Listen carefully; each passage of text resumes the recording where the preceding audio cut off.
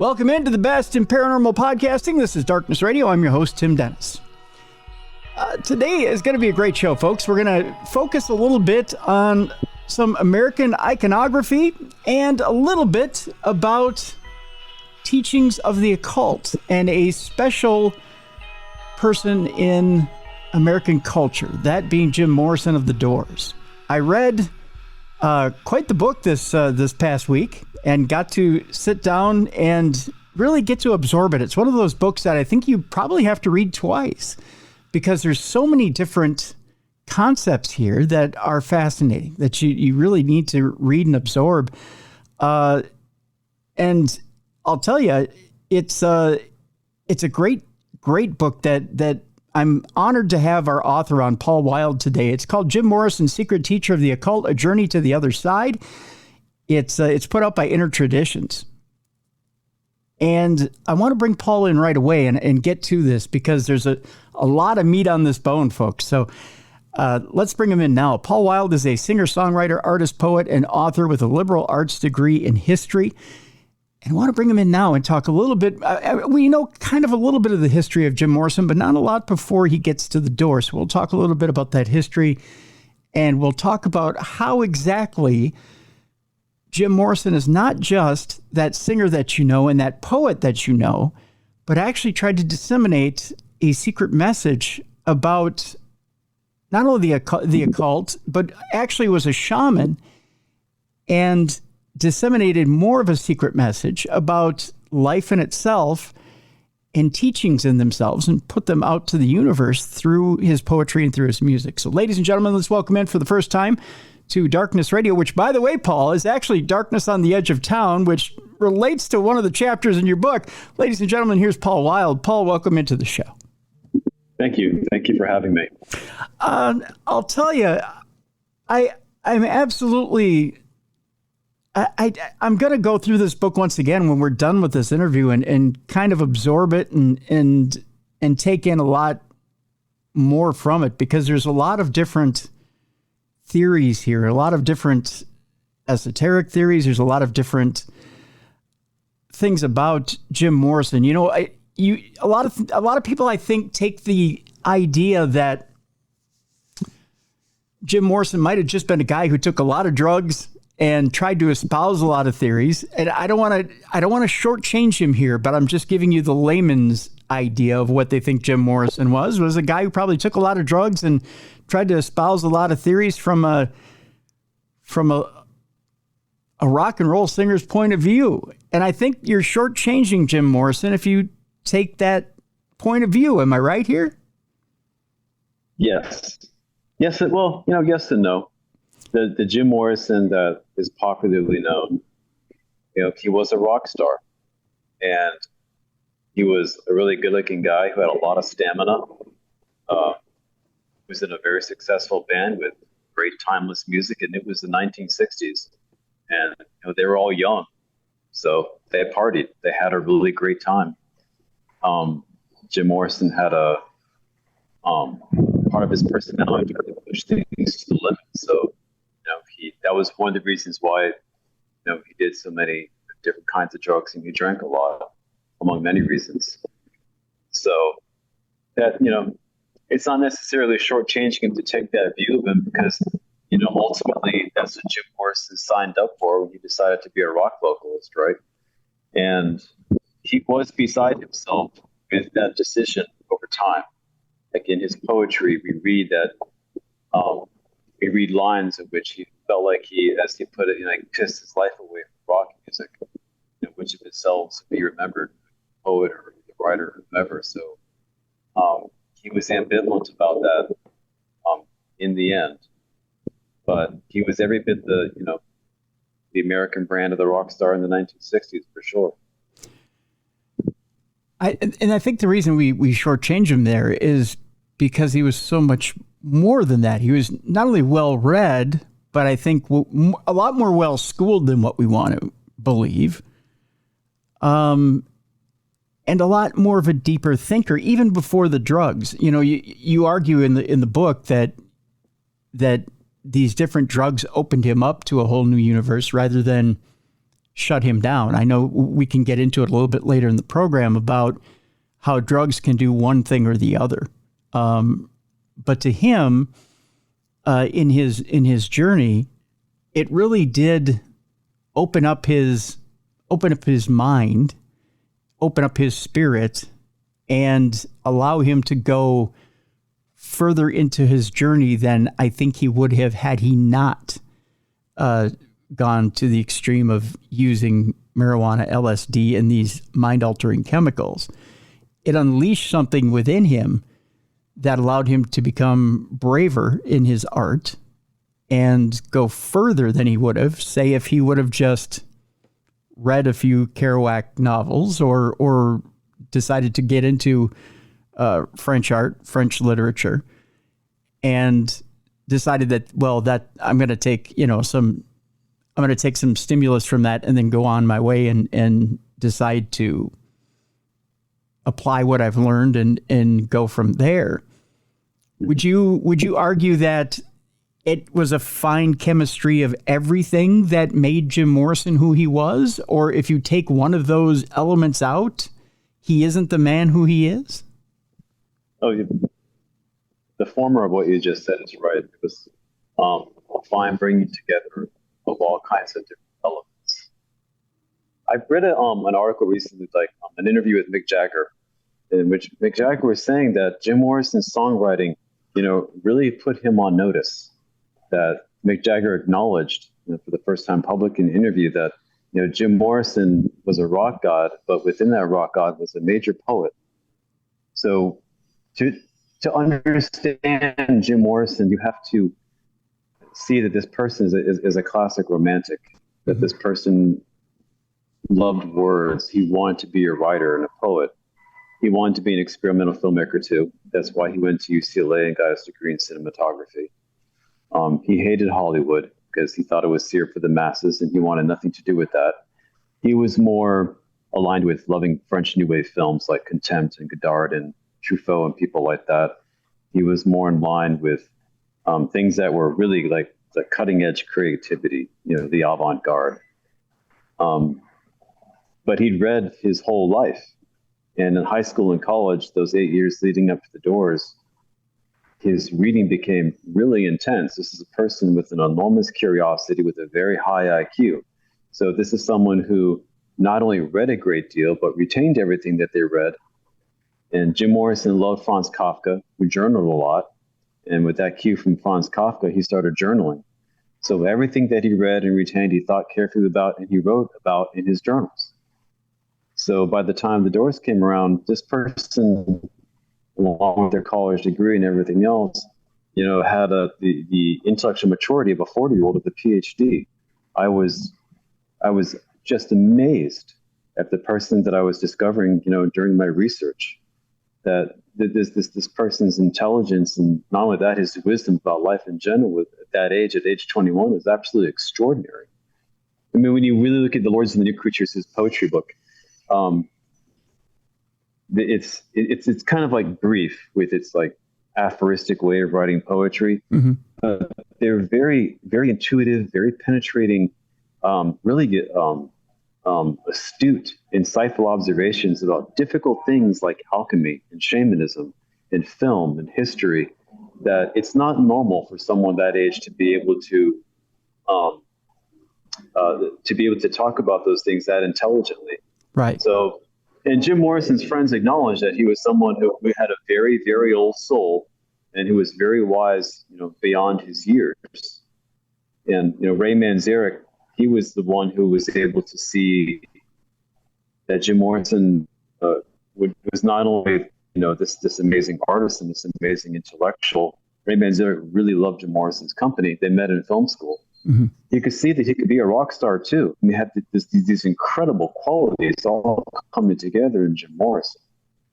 So after I read Colin Wilson's The Occult, which came out in 1971, the year Jim Morrison passed, Colin Wilson went on to write the trilogy Beyond the Occult, on the Mysteries and Beyond the Occult, 2 books to follow, which make up his Occult trilogy.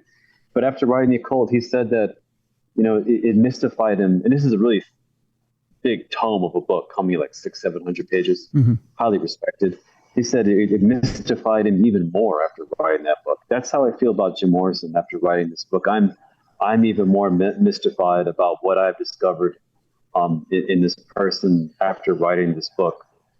So I began to see, when I first discovered a book called The Secret Teachers of the Western World by Gary Lachman, which came out in 2015. Yep. And I read it for the first time in 2017. It's all about something called the Western esoteric tradition. And it's a tradition that lasts thousands of years, goes way back to ancient Egypt and beyond. And the people that Gary Lachman is writing about, secret teachers, these are people who are in touch with that other reality, that other unseen reality. Their lives, their life stories, what they're about, what they believed in, the things that happened to them, the persecution that they endured, everything about their life mirrored Jim Morrison.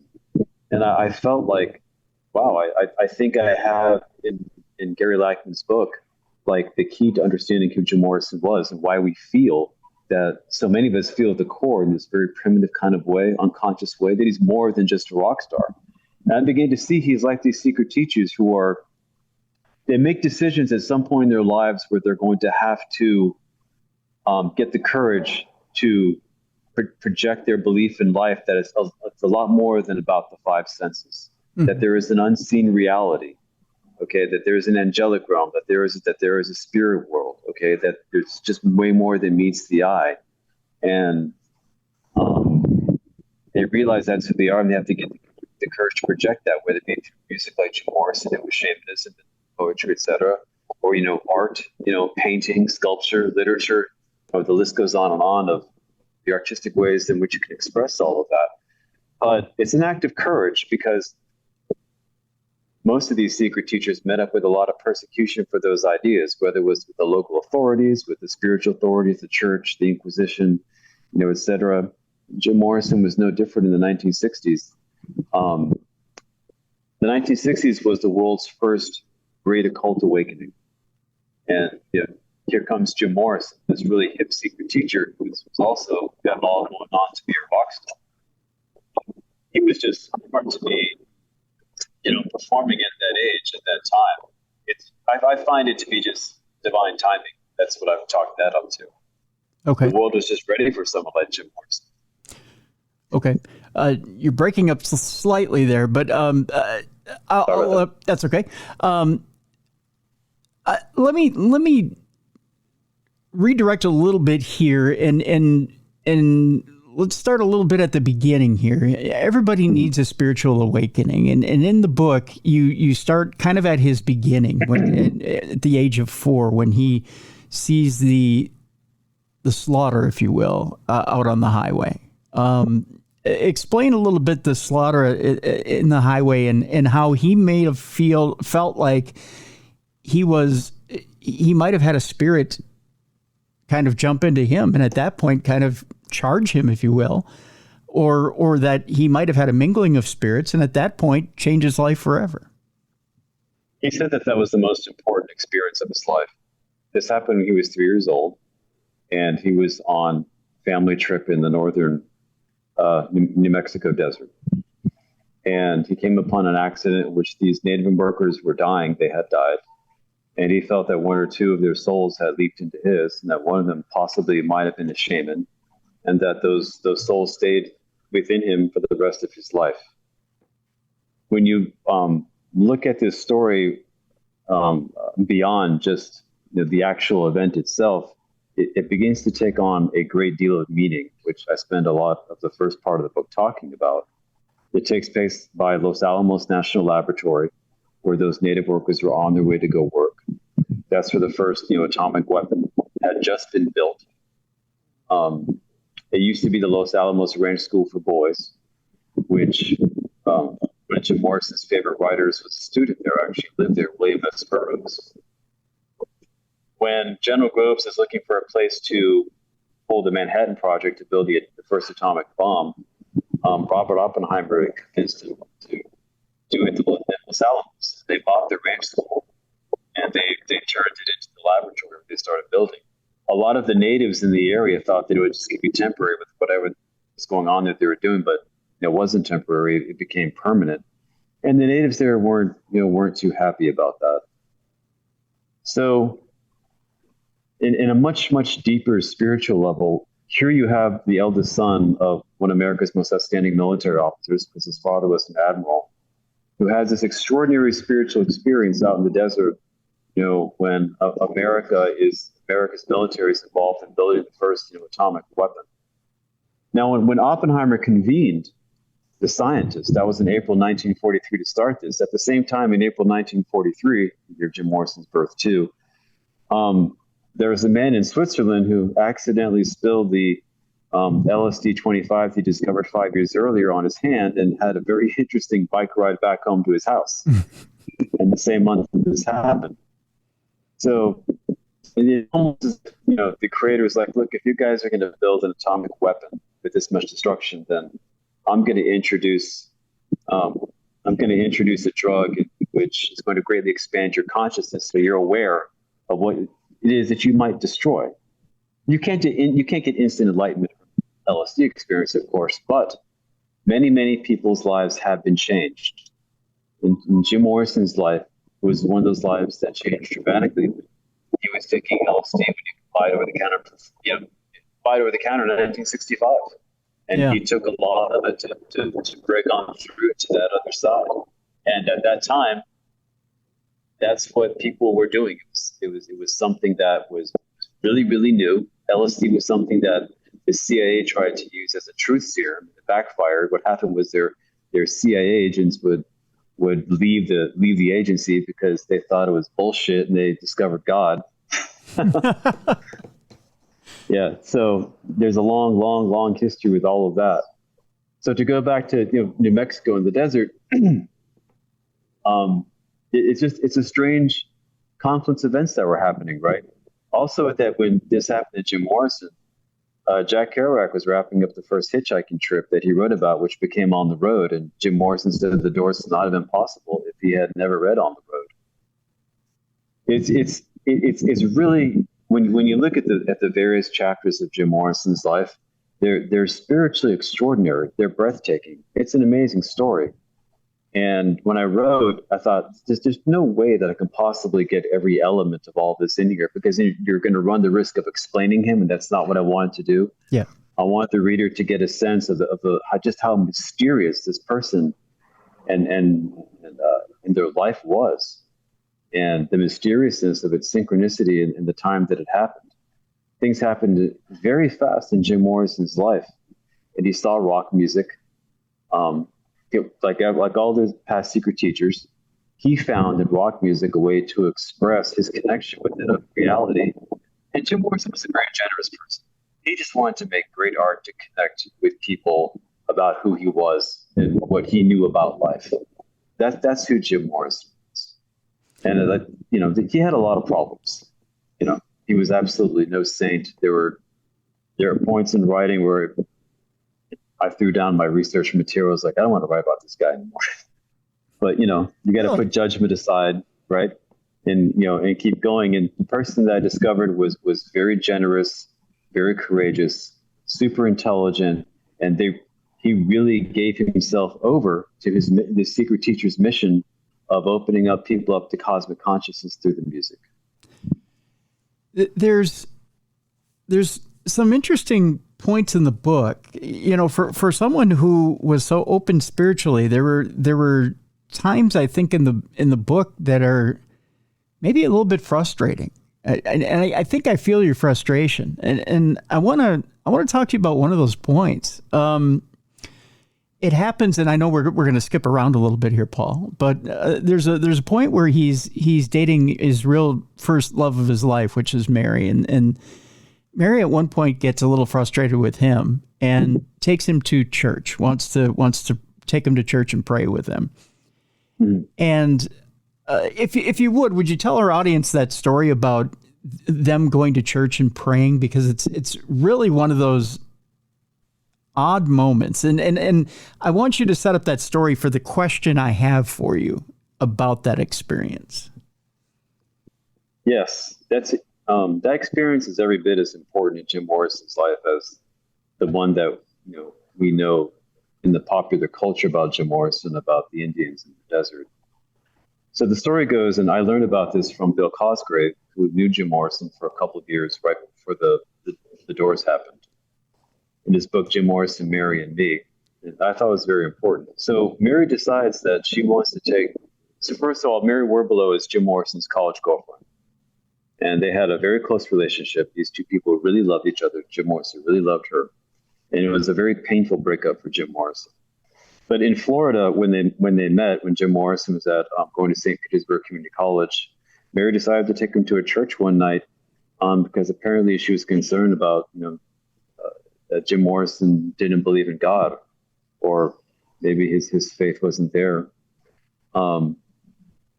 She took him to a church and she started to pray, for God to show Jim Morrison a sign that God was real. And lo and behold, they got one. And they both said that they saw a pen of light that continued to grow and grow and grow and become brighter and brighter and brighter in the back of the church until it really frightened them. And they ran out of there. They were frightened. Mm-hmm. And they told Bill Cosgrave this story one night at Mary's apartment in Westwood when they were both now in Los Angeles, and Jim was going to UCLA. And at the end of the conversation, they were quiet, and Mary said, "That was a sign that I got from God." And Jim was like, "I don't know what that was, but whatever it was real, like it really happened." And this haunted Jim Morrison, I think, for the rest of his life, because in his poetry, you have lines like, "Thank you, O Lord, for the white blind light." Like he thinks about, why light and why blindness is equivalent to to holiness, because we know that, Paul on his way to Damascus was blinded by a light. Jim Morrison was, with the Indian incident, the Native worker incident, this incident at the church, Jim Morrison was pulled, into a real existential exploration of some pretty deep spiritual things that he wrestled with enormously. It comes out in the music. One part of and when the music's over, I think that's the Doors' best song, On Strange Days. His rebelliousness is coming out. Cancel my subscription to the resurrection. Send my credentials to the house of detention. I got this. It's that message out in culture. I got this. I'm being me. I'm going to be me. At the end of the song, it's different. If we're screaming, "Save us, Jesus, save us," as if something has gone terribly wrong, where you need divine intervention. That's what that's saying. Mm-hmm. And so what I like about Jim Morrison a lot is that he had a spiritual awakening, but his spiritual awakening, he allowed everything in about the spiritual world. And there's a lot going on with Jim Morrison than just the kind of rock and roll rebellion that the popular culture wants to box him into. That's not what's going on with Jim Morrison. Jim Morrison loved this painter named Hieronymus Bosch. He had a triptych called The Garden of Delights. The left side of the panel, there's human beings, it's almost like an orgy. They're all naked. They're in nature. It's like Eden.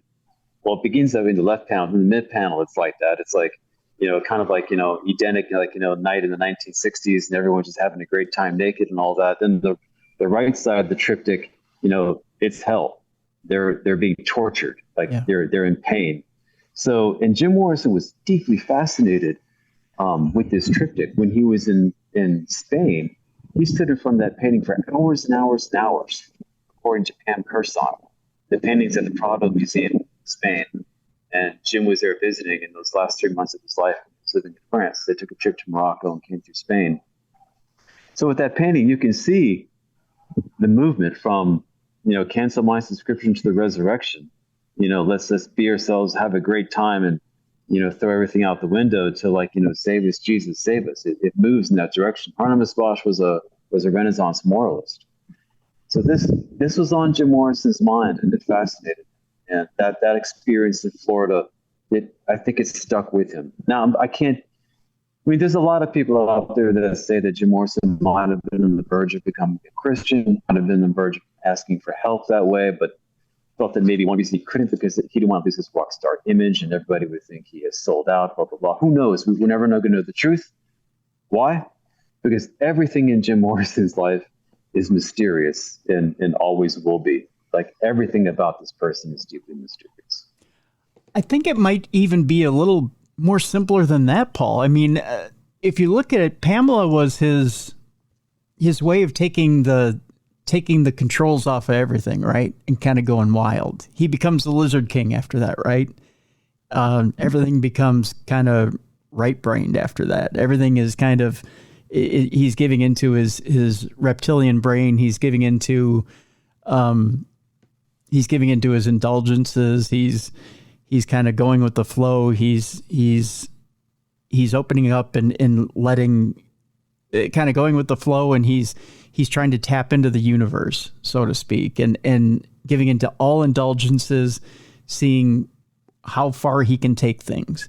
And maybe he's feeling like he's a little out of control. And I think those moments where he is saying things like, "Save us, Jesus, save us," I think he's reaching back for Mary. And I think he's reaching back for the times where he feels like, maybe I've gone too far.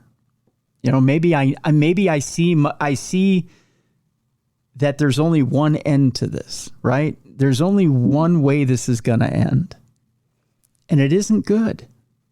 And I know that at the end of this, because I have tapped into that universal consciousness, and I know that I only leave that, we don't get out of this life alive, or I'm trying to remember how the lyric goes, or we only get out of this life. How does the lyric go? I think he knew that, he wasn't destined to be with us very long. And I think he knew that, that he knew that there had to be some sort of, what's a good way of putting this? He knew that he knew himself. In the end, he's a good person, right? And he was putting out good energy, or trying to put out good energy. But in the end, he was also trying to put out a redeeming message at the end of his messages. So he's putting out everything he's put out every message that's come through him, but he also had to put a redeeming message at the end of it. You know what I mean? Yes. I'm right in line. Everything that you said about this in that way about Jim is that it's fantastic. That's true. He did go to Ray Manzarek one day in the studio at Sunset Sound, and he had some real reservations about moving forward with the Doors. And Ray Manzarek was like, "Are you crazy? Like, we're here. We've made it." Looking back, I think Ray Manzarek probably wrestled with guilt about maybe having pushed his friend too much. I think all three Doors in their own way really missed their friend and wondered if they should have taken a step back and maybe allow him to find help. It was hard back then. There's no AA back then. There's no rock and roll, Alcohol Anonymous like clinic, like the Betty Ford clinic where you can go to and all that, which Robert Krieger talks about and Set the Night on Fire. I don't think Jim Morrison wanted to go out the way that he did.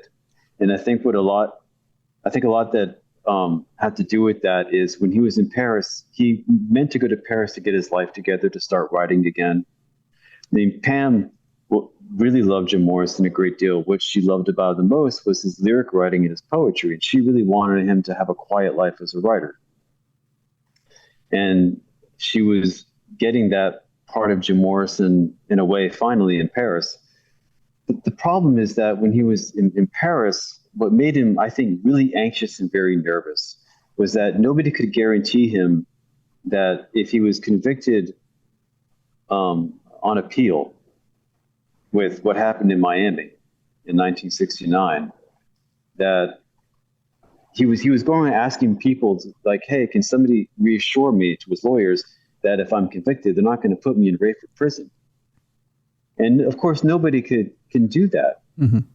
And his lawyers are telling him that there is a really good chance that we're going to get you off because your conviction is bullshit. But you're Jim Morrison, you're not dumb. You know that people like yourself have all kinds of run-ins that don't end well with governments and authorities. And you've already been convicted of something that you did not do. Jim Morrison did not expose himself that night. There's over 10,000 photographs submitted. Not one showed that. And there was not one eyewitness at that show could remember him exposing himself to the audience. Yet a 3-woman, 3-man jury convicted him anyway. Yeah. And the conviction was posthumously thrown out in 2010. So Jim Morrison was just like, what's going to happen to me if I go back? And I think that contributed to him drinking even more when he was there, because he did drink even more when he was there, and he wasn't really cleaning himself up. And things, unfortunately, got worse. And I think the persecution had a lot to do with it. Okay. Why don't we do this? We'll take a break here, Paul. When we come back, I told you I had a question for you that I wanted to take you in a different esoteric direction, and that's this. And we'll hold this for a little bit when we come back. Morrison had this way of grabbing knowledge from books, grabbing knowledge from dead masters, so to speak. But why not a live one? I'll talk to you when we come back about why not reach out to a live mentor? Why not reach out maybe to a group, or reach out to a society, or reach out to someone who's there now, an organized society, and someone who's got ancient knowledge, who could have reined him in, so to speak, and might have even kept him alive up until our current day. Was it destiny that Morrison not stay with us up until the current day? Or was it in his power to actually reach out to somebody who could have given him ancient knowledge and kept him around until our current day? We'll talk to Paul about that, and we'll debate it when we come back in just a bit. Again, the book is a fascinating one, and I'll tell you, folks, Paul's really put a lot of work into this book, and has talked a lot about the different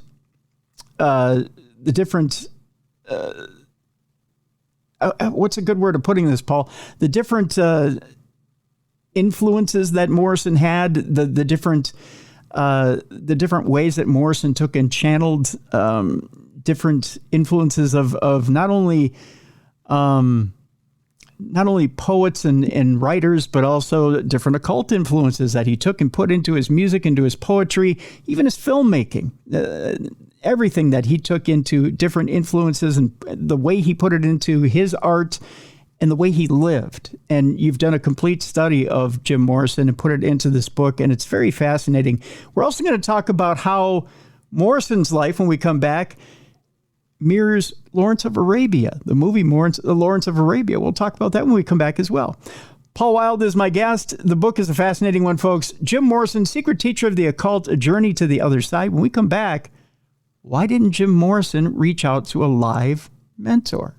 We'll talk about that when we come back with Paul Wyld next on the best in paranormal podcasting. This is Darkness Radio.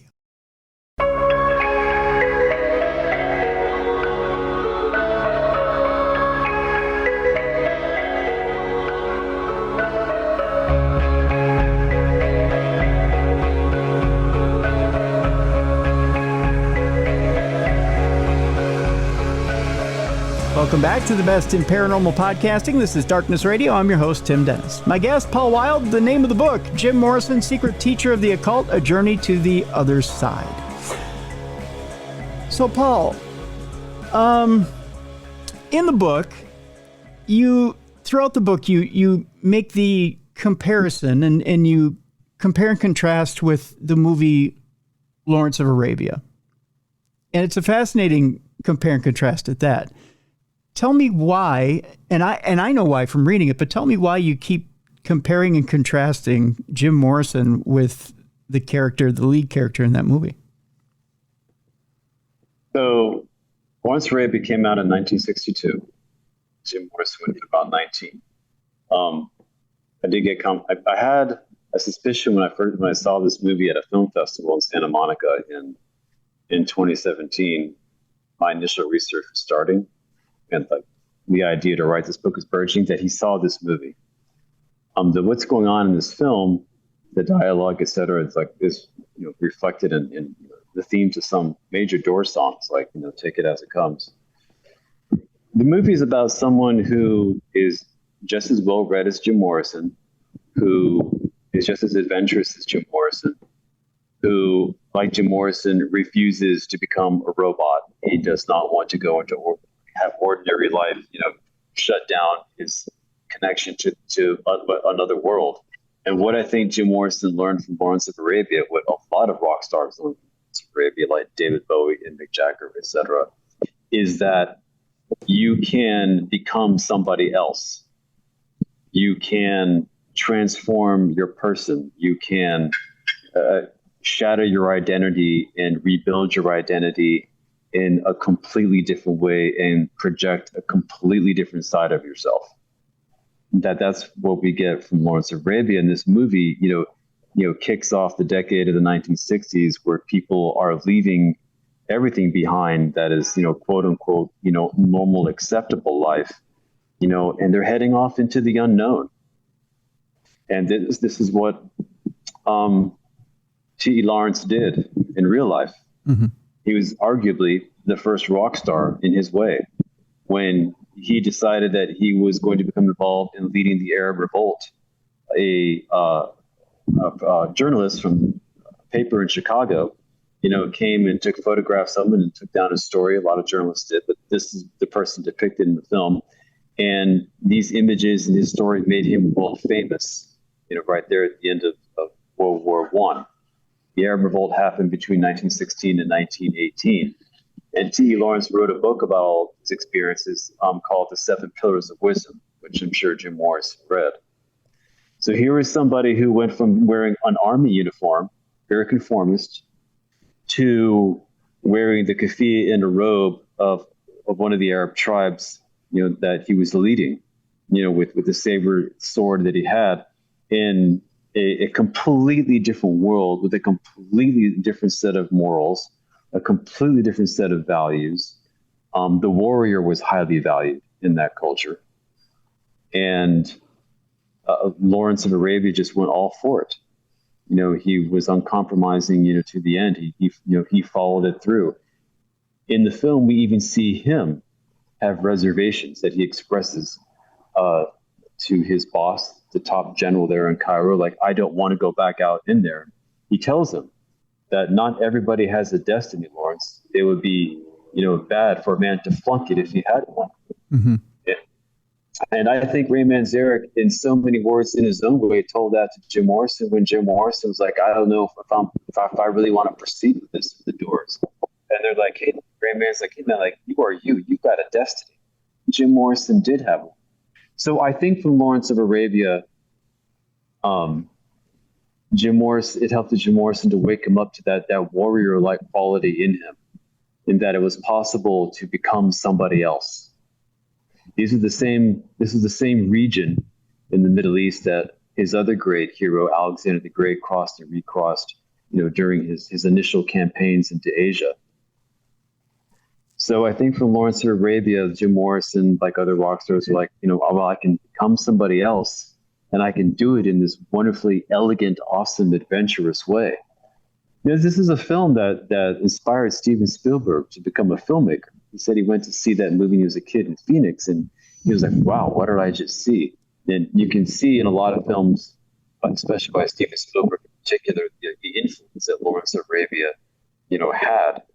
So I learned from someone that went to school, film school with Jim Morrison, that they did have to watch this film and study this film in class. So I was able to receive, confirmation that my suspicion about this, was right. So I just felt, wow, this is another big part of the story, because that film to this day has had so much influence on many artists and many filmmakers, on rock stars and filmmakers, both. And Jim Morrison was both a rock star and a filmmaker. Yeah, most definitely. With that, I have to bring it around to this. And that is, to me, it seems like Morrison, you draw that comparison of Morrison and Lawrence of Arabia, and it seems like Morrison transforms himself over time, as we were saying. And you draw this comparison in the book. Morrison goes from college student and film student who's a little bit pudgy to slimming himself down, the leather pants, the Mexican wedding shirt, the lizard king, so to speak, the man who transforms himself to what eventually becomes the man that we know, the man we all see on the album cover. I mean, the best one I could think of is The Best of the Doors. That iconic image, which, by the way, we end up finding out in the book he hated photography, but he's known in that iconic photograph, right? Which I thought was very interesting. And I'm trying to remember the quote about what he said about photography. You may know it better than I. Yeah, he didn't say he hated photography. He said that he just he was beside himself that he had to one day he have to look at him posing for pictures. Like, he really felt like, posing for pictures was just absurd, because he did not want to be remembered for being a sex symbol rock star. He wanted to be remembered for his words, his poetry, his art. And he felt like that one day it was just going to really, really mess up a lot about what he That's what it was. That's what it was. Thank you for correcting me. So he transforms himself, much like T.E. Lawrence transforms himself to Lawrence of Arabia. And he's fully in his Lizard King persona at the end of his life and or career. With this, I ask you, and we'll transform ourselves now into this question, which is this, Paul. There has to come a time where an artist transforms himself into the next part or period of their career. And you brought up an excellent example in Mick Jagger. How many times has Mick Jagger changed himself over his career, or changed his look, changed his the way he approaches himself on the mic? Although it's the same style, that hasn't changed. But he's changed little nuances of himself to keep going throughout the decades in order to keep it somewhat fresh. The sound really hasn't changed, right? I mean, it's changed slightly, but it's still the same old Rolling Stones.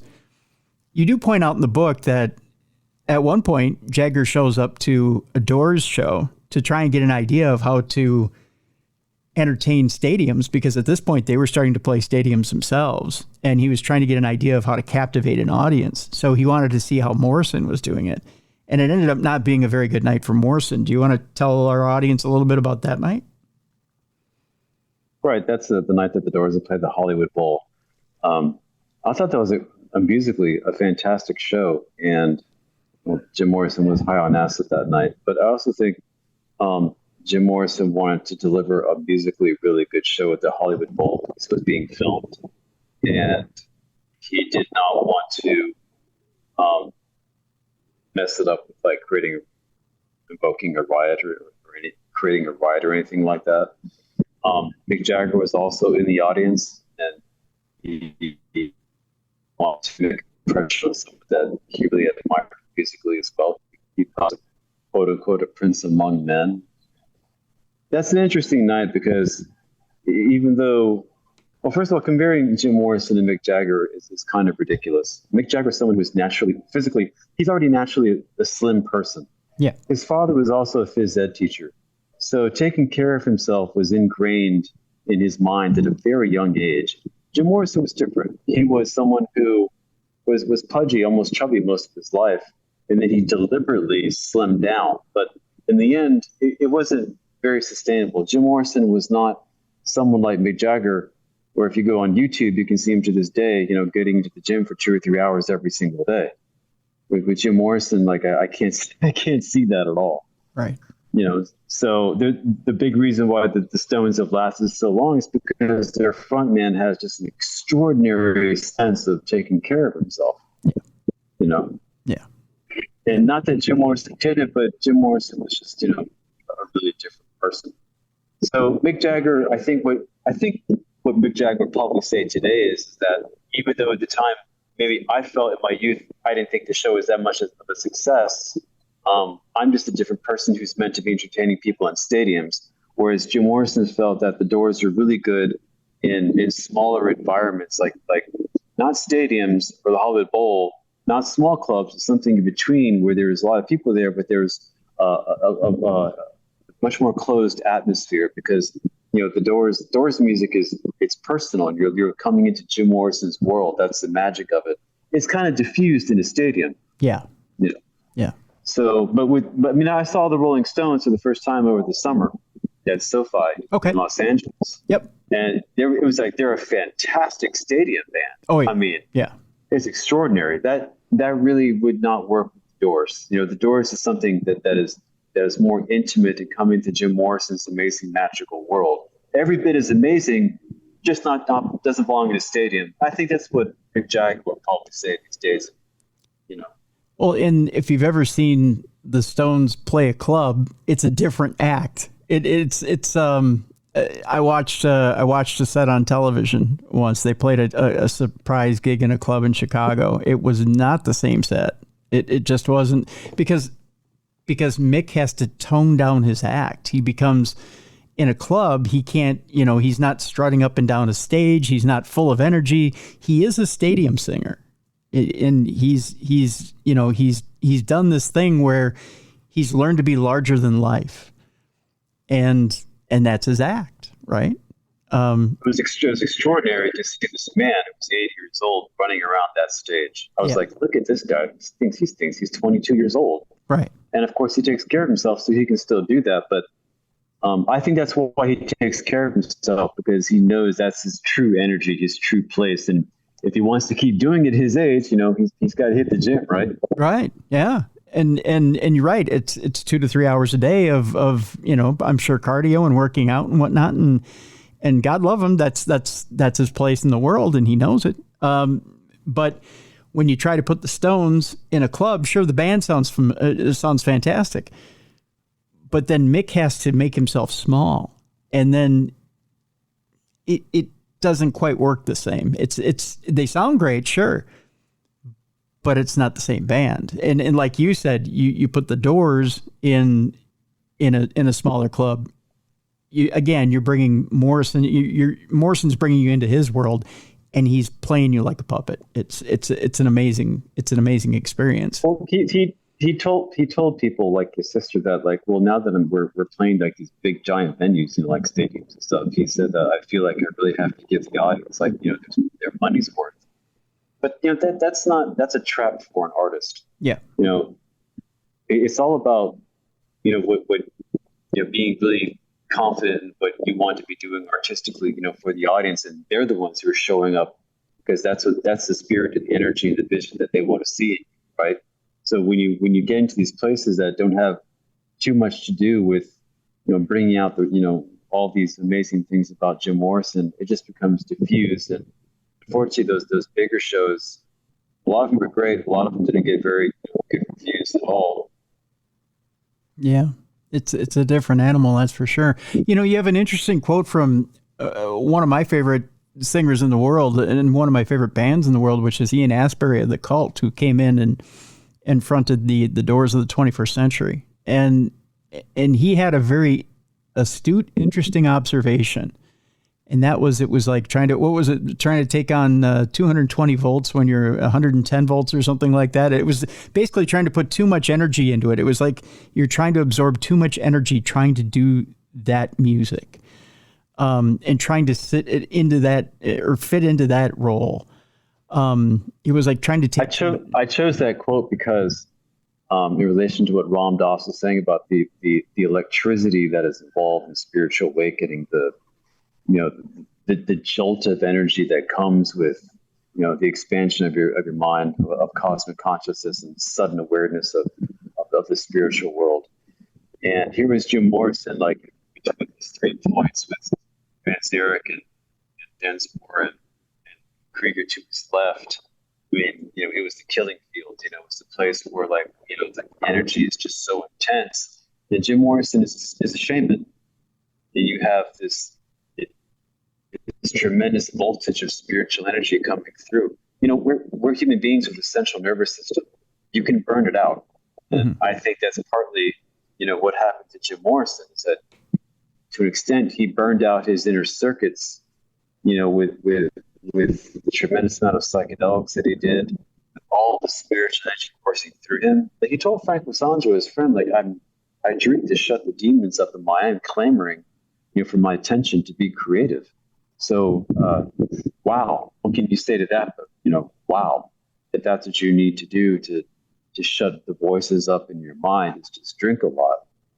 So that's why I chose that quote from Ian Astbury, because I thought out of anybody who would know about this, one, he's a great singer with the Cult, and he also went on tour with the Doors, with the 21st Century Doors. So I thought if anybody would know how Jim Morrison felt, it would be Ian Astbury. And I thought he did an amazing job of stepping in and performing the material, but you could tell he was a different singer than with his own band. With his own band, he's powerful. I mean, he steps up there and, man, he knocks it out of the park. And I get chills thinking about listening to the Cult's music and seeing them in concert. But when I saw him with the Doors, I saw him making himself smaller. I saw the 21st Century Doors at an amphitheater on Indian Reservation outside of Tucson in 2003. I'll say that 10 times. I thought it was an absolutely fantastic show. I was really surprised. It was monsoon season. The monsoon was rolling in with thunder and lightning and rain, and they used that to go into Riders on the Storm as the first song. So the energy was all there right off the bat, right? And then halfway through the second song, Roadhouse Blues, the audience, seemed like the audience was too. We were picking up on the energy, like, oh, this is not a nostalgia act. This is a real rock show. Like, they're here to play music. And at the end of Roadhouse Blues, man, Ian Astbury was just somebody put a quarter into him. He's like, tonight is like, I remember him saying, tonight the gloves come off. And the rest of the show, he was present. He was point on, and it was a great show. It was a fantastic show. I thought he did I don't know I didn't see any other shows, but this one was great. That's good. Where did you see him? Where did you see him again? It's an amphitheater on an Indian reservation, like a casino resort type place. Okay. West of Tucson, Arizona. Okay. Because I had seen him. I'm trying to remember. It was in 2003. Okay, because I think this was a TV special I saw, and it seemed to me like he was making himself smaller so that he wasn't overshadowing the rest of the group. Like the group, he wanted to make sure the group was featured, and he didn't want to overpower anything. And I think this is when he was first in the group, so he didn't want to feature himself too much. So I see. Yeah. So I think it was kind of like, well, I'm here, but I don't want to, I want to make sure I don't want to step on any legends or anything like that. So that night it was great because Ian Astbury was there and everything that Ian Astbury was all about. At the same time, he let the audience know that the presence behind the words was there too. He has nothing but love and respect for Jim Morrison, and he showed that throughout the show. Good. Jim Morrison's spirit was definitely there, and that had a lot to do with how Ian Astbury led the band that night. Good. That's good to hear. So that brings me to my next question here, Paul, which is this.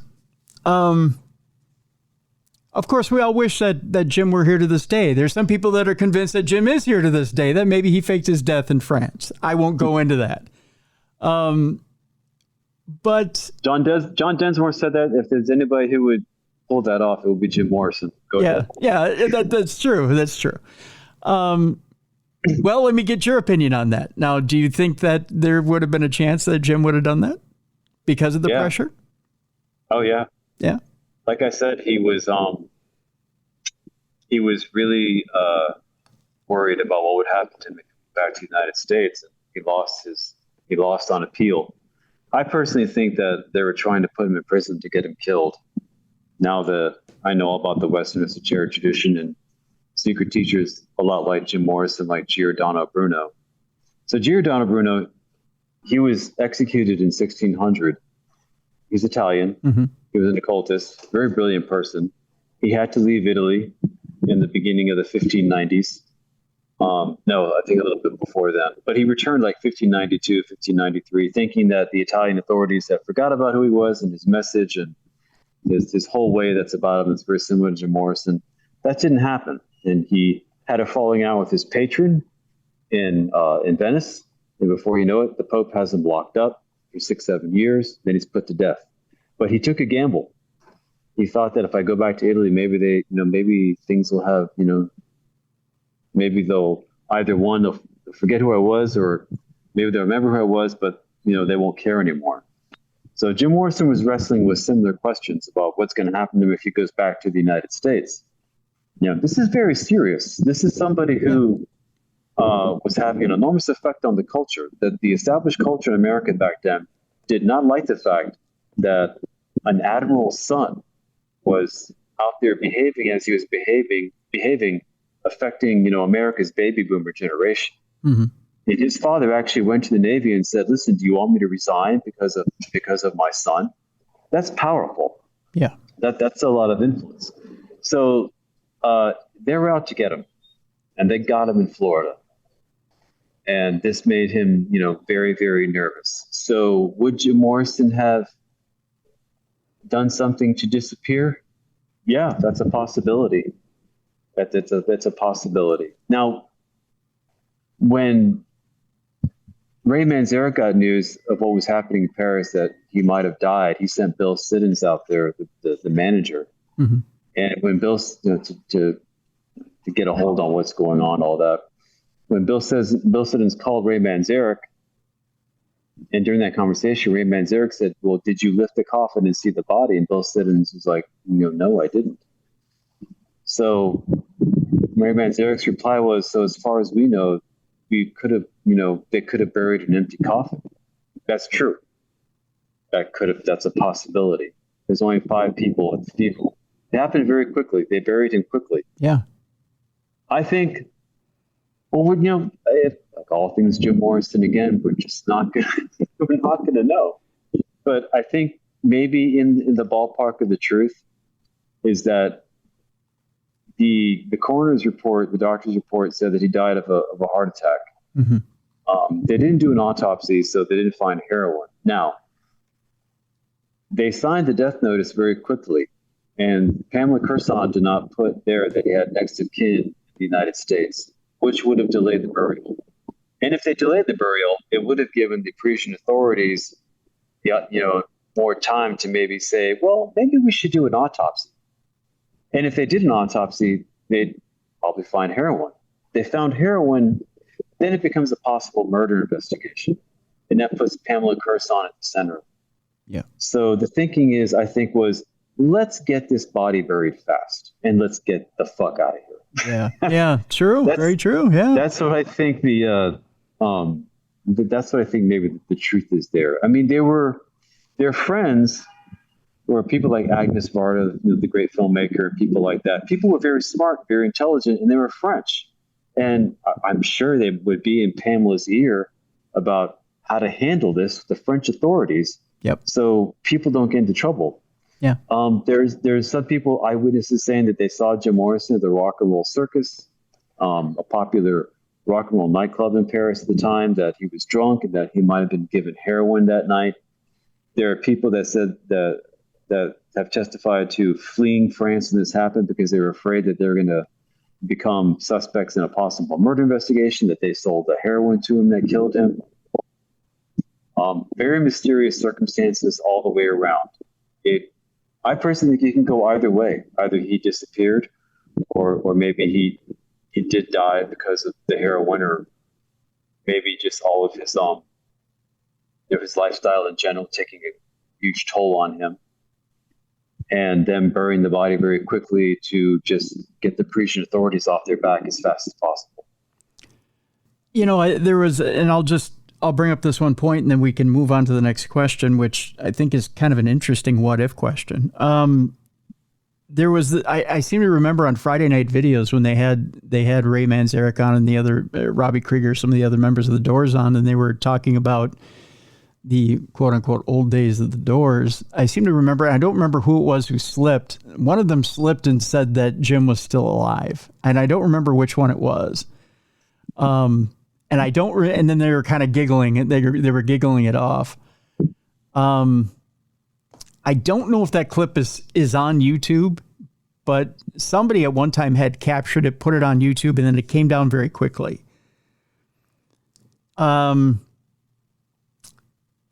Would they joke around about it if it weren't somewhat true, or would it be one of those things where they would put it out there just as a joke, or put it out into the universe as kind of a joke and go, "Oh yeah, Jim's still alive, ha ha ha."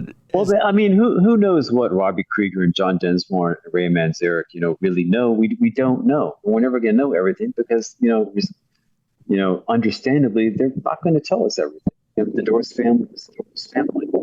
What happens? Family stays family. Yeah.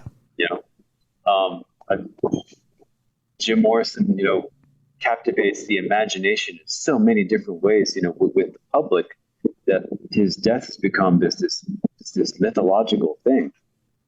Is it possible that they could have thrown, bones of truth out there or about it? Sure. But we're just not going to know. Like, I know that there's a documentary that came out recently. It's on Apple TV about, a maintenance worker in Syracuse, New York, who's Jim Morrison at old age right now. But I think all this is kind of silly in the end. Yeah. Because true. What this does, I didn't want to concentrate on his death in the book at all. Right. I don't want to think about, when you die at age 27, anybody's death at 27 is really, really tragic. Yeah. It's terrible. Yeah. But let's get to Jim Morrison with the lyrics that he left us, with the poetry that he left us, with the films that he left us. And he was a great Renaissance type artist, an extraordinary person. And I want more people to go to that side of Jim Morrison, especially that more people are spiritually awakening now. And I want them to just get away from this Hollywood created, image. Like, there's a lot of things that I love about all of this film. There are parts that I talked about this with my friend Cassidy, and we both love a lot of different parts of this film. The other parts of the film, could have done without. Right? I think in the end, Oliver Stone is a great filmmaker. It's fantastic, but let's admit it. Like, this is him living out his rock star dreams vicariously, through Jim Morrison. Right. Ray Manzarek absolutely hated this movie. He got thrown off the set. Stone was like, you go, and then he went and made his own documentary. He was furious. He's like, that's not my friend up there. Bill Cosgrave was good friends with Mary Warbelow, and Mary Warbelow told him after seeing the movie that that's only 30% Jim.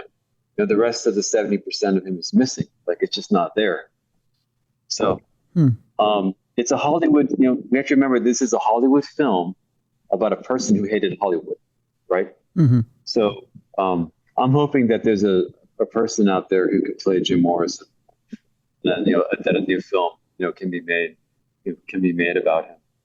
Anyway, to go back to what I was saying, I hope with my book and and the other amazing videos that people have been putting out there on YouTube and such about Jim Morrison's life, that we're going to start getting to him as his message as an artist. And the core of that message, I believe, is his secret teacher self. That's why I wrote this book. He has a place in rock music, he has a place in poetry, he has a place in experimental filmmaking. And I think he's also a secret teacher in the Western esoteric tradition, and it should be seen that way, because all of the elements are there that says that he's part of that centuries-old tradition of showing people that there is another reality. That's what I was at the beginning of my book. The lines in his poetry, reality is what has been concealed from us for so long. And Jim Morrison made it his mission, to tear down the veil, to show us that reality. Let me ask you this, Paul, and I'll wrap with this question. And I want to play a little what if game with you, because I think this is kind of an intriguing deal. The way, and I started to kind of tease it with the idea that artists have to kind of change the way they're going in order to reinvent themselves.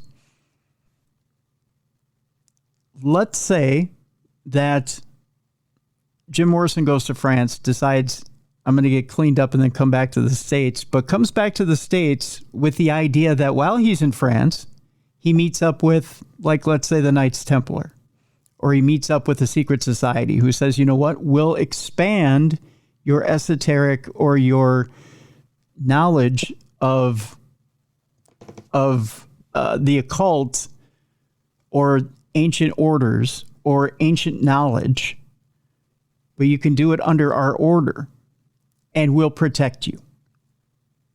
Okay? You have our protection. Nothing will happen to you. You'll have our backing. Feel free to do whatever it is. Continue your studies. We'll make sure you're safe. Okay? Jim lives longer. They end up getting him sober. He continues a different rite of passage, so to speak. He gets under an organized group, whether it be the Templar, whether it be the Masons, whether it be another group, the Rosicrucians, whoever it is. Do you see Jim Morrison taking on a group like that? Because he has mentioned different types of things like alchemy, and he was kind of leaning towards, you know, that sect, I want to say, like he could have gone that direction. He could have studied that form of the occult, or he could have gone to that side of the occult and maybe looked into those sets of ancient knowledge. Do you think he could have gone that direction if he had have lived longer? We can, as far as playing a what if game, sure. I who knows what Jim Morrison, might have done had he lived. And this is an unpredictable person. So I'm inclined to say no, because, well, he found a copy of The History of Magic and the Occult by Kurt Seligmann when he was in high school. He kept it for years. And he said he also had a book on reptiles. And the first line in that book, I forget the line, but he said that the first line of that book on reptiles stuck with him. Mm-hmm. And I think the opening quote that Kurt Seligmann chose to open the History of Magic stuck with Jim Morrison too. It's a quote by Albert Einstein.